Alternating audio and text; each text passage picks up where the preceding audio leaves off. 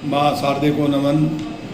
साहित्य सत्यना के सभी साहित्य प्रेमियों, श्रोताओं, पाठकों को साहित्यिक सत्यना की ओर से राय सिंह भंडारी द्वारा हार्दिक अभिनंदन। जैसे कि साहित्यिक सचेतना सनातन विषयों के प्रचार प्रसार की हेतु रचनाकारों से नए विषयों पर अपना लेख लिखवाती है और पाठकों के ज्ञान वर्धन के लिए नित नए प्रयास करती रहती है। तो आज ये वीडियो को अंत तक ज़रूर देखें और वीडियो को ज़रूर लाइक करें और अपने टिप्पणियों को साझा करें। तो आज के निर्धारित विषय पर है मेरी प्रस्तुति है। आज का निर्धारित विषय है द्रोह, जिसका कि आज लेखन के रूप में, गद्य सृजन के रूप में है। द्रोह का भावार्थ क्या है? द्रोह क्या है? द्रोह का मतलब होता है, द्रोह पंच दोषों में से जो दंभ, दाह, द्वेष, दस्युता और द्रोह, इनमें 5 दोषों में से एक दोष है जो कि मनुष्य के अंदर एक भाव प्रकट रहता है और जिसका भावार्थ होता है कि विरोध करना, षड्यंत्र करना, विश्वासघात करना, धोखा देना, छल देना या शत्रुता करना। तो ये इनके पर्यायवाची हैं।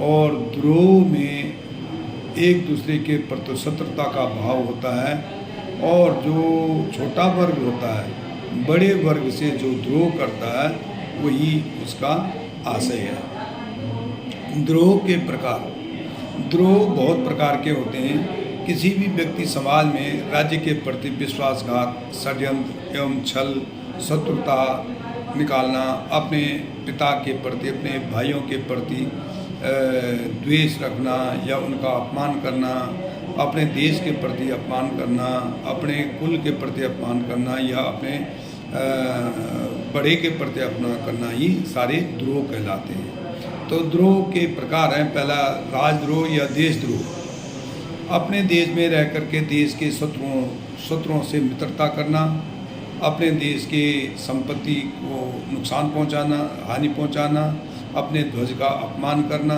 और संविधान को न मानना और दूसरे शत्रु देश का के लिए अपने देश का गुप्त भेद शत्रु देश को बताना ही राजद्रोह कहलाता है। कई बार हम अगर इतिहास में झांक के देखें तो कई बार सैनिकों ने या उनके मंत्रियों ने, छोटे मंत्रियों ने शत्रुओं के साथ मिल करके अपने ही देश का राजद्रोह करके और अपने ही राज्य का राजा को बंदी बनवा करके और स्वयं या दूसरे राजा को गद्दी पर बिठा दिया। तो ये एक तरफ से राजद्रोह और देशद्रोह कहलाता है। यदि किसी अब राजद्रोह का एक विशिष्ट परिभाषा है, अगर वह शत्रु सेना या शत्रु राजा अगर उस पर आक्रमण करके विजयी हो जाता तो वह राजद्रोह नहीं कहलाता तब, क्योंकि वो एक वीर की भांति वो अपने आप को प्रस्तुत करते हैं। लेकिन अगर यदि किसी कारणवश शत्रु राजा और जो राजद्रोही हैं वो असफल हो जाते हैं, इस षड्यंत्र में असफल हो जाते हैं, तब उस पर राजद्रोह या देशद्रोह का